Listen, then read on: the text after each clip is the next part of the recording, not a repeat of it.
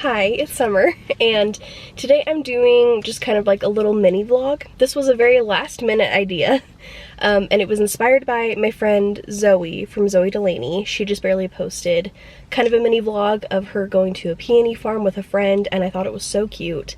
And I thought it'd be kind of fun just to have like some extra content because I was already planning on going book shopping today, so I was like, why not film some of it? You can probably tell from my voice, but I'm just barely getting over being sick, and I was just like so sick of being trapped inside when it's like so nice out. So I was just really excited to get out and do some shopping today. I say it's nice outside, but it's actually like so hot. And I turned my car and my AC off so that it wasn't extra noise while I was filming. I'm dying. The main thing that I'm going out for today is The Only One Left by Riley Sager. Okay, never mind, I decided to turn my car on because I was literally dying. But now with like the wind blowing through my hair, I look like a model.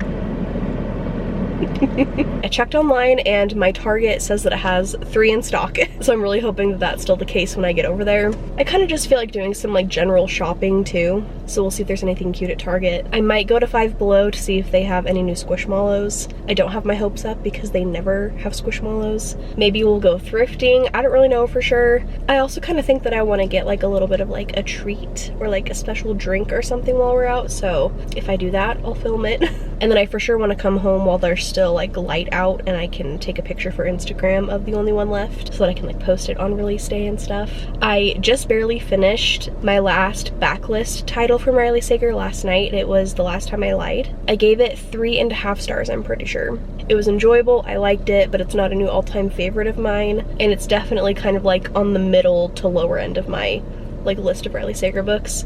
My 2 favorites are Home Before Dark and The House Across the Lake, and I feel like The Only One Left kind of has the same vibes a little bit as Home Before Dark, so I have a lot of high hopes for this book. I'm trying not to like put too much pressure on it because I feel like that could ruin the experience for me a little bit, but I'm really excited to read it. Since I finished The Last Time I Lied on audio last night, I started a new one today, so I'm listening to The Only Survivors by Megan Miranda. I'm reading it for my friend Jesse's book club, Sleep When I'm Dead, but I'm listening to it on 2 times speed. I have about 4.5 hours left in the audiobook, and it sounds like it's a bunch of these friends from high school who were all in this really tragic accident with their classmates, and they were kind of the only survivors of the accident, and so now every year on the anniversary of the accident, they all get together at this like kind of beach house, and we're slowly just kind of like unraveling the events of like the tragedy that happened when they were in high school, and then also maybe following a current day mystery that's happening. So I'm intrigued so far. I like that there's dual timelines and stuff. But yeah, that's what I'm going to listen to while I'm driving around. I'll try to get some clips of what I'm doing, and then we'll definitely do a haul or something when I get back.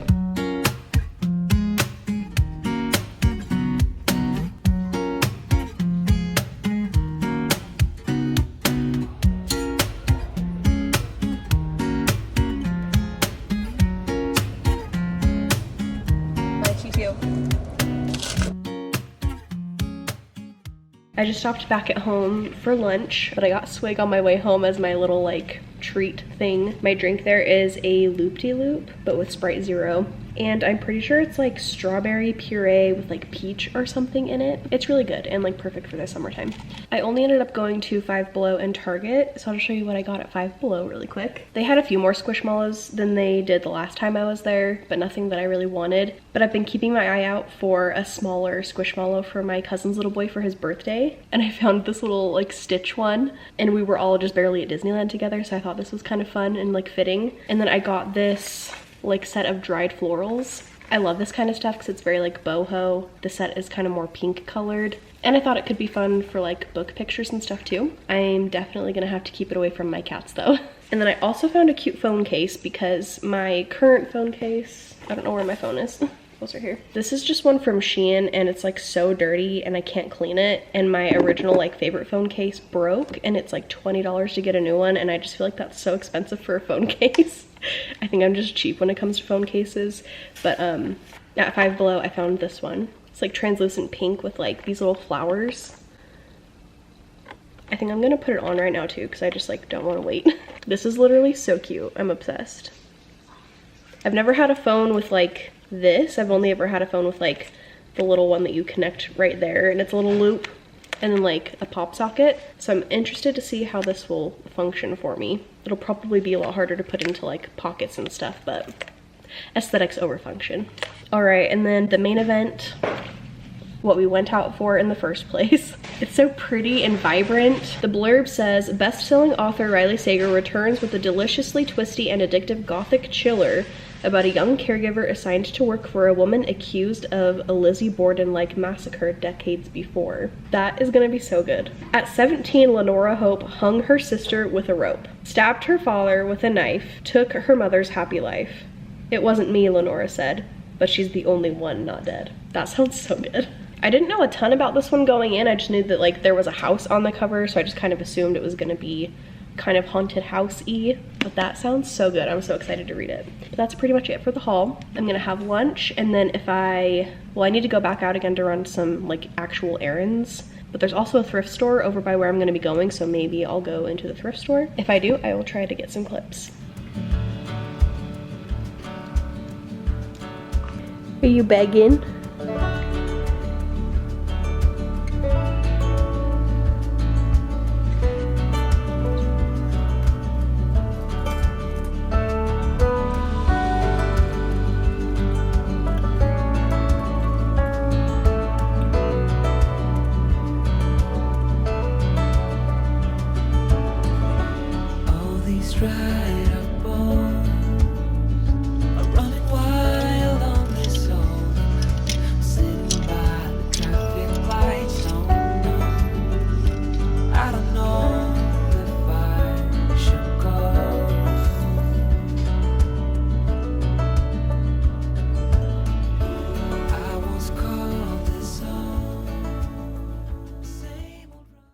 Okay, I'm back again from thrifting.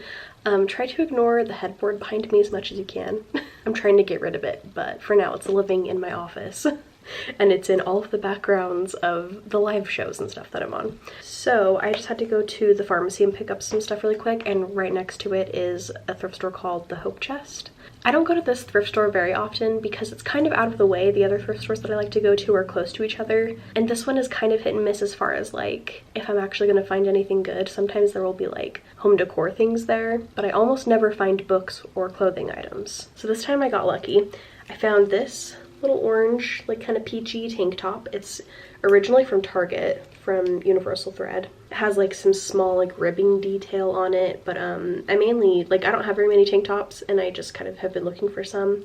This was $2 and I think it'll be super nice just for like if I'm gonna go like mow the lawn or just to like sleep in. I thought it could be nice and comfy. And then the only other thing that I found was a book, and it's a throwback for me. I found this like perfect edition of Shiver by Maggie Stiefvater. I read this back in high school, I think during my sophomore or junior year, and this was my whole entire personality for a semester. I loved this and I couldn't stop thinking about it. Once I joined BookTube and stuff, it kind of took me a second to realize that Maggie is also the author of The Raven Boys, which I've read I think twice now and really enjoyed. And I'm really interested to read this again and kind of see if it like lives up to what I thought of it back in high school. This one is kind of an urban fantasy and it follows werewolves. I remember something about paper cranes in this book and I thought it was the most romantic thing ever. But yeah, I really want to read this soon, just like for the nostalgia. I also thought that I would give you a quick little update on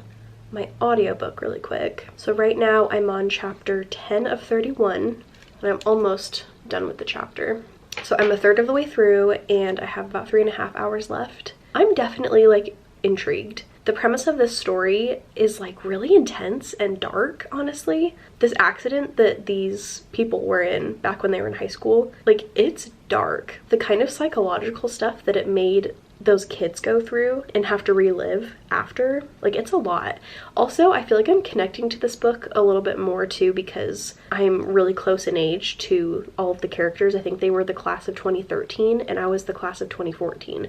So they're my same age, so like I can imagine myself as like my age that I am now dealing with their memories and stuff from the past, and also like what high school Summer would have done in that situation. As we're getting to know the characters better in the current day perspective, we're kind of like slowly seeing what each of them has been doing to cope with the trauma of the accident.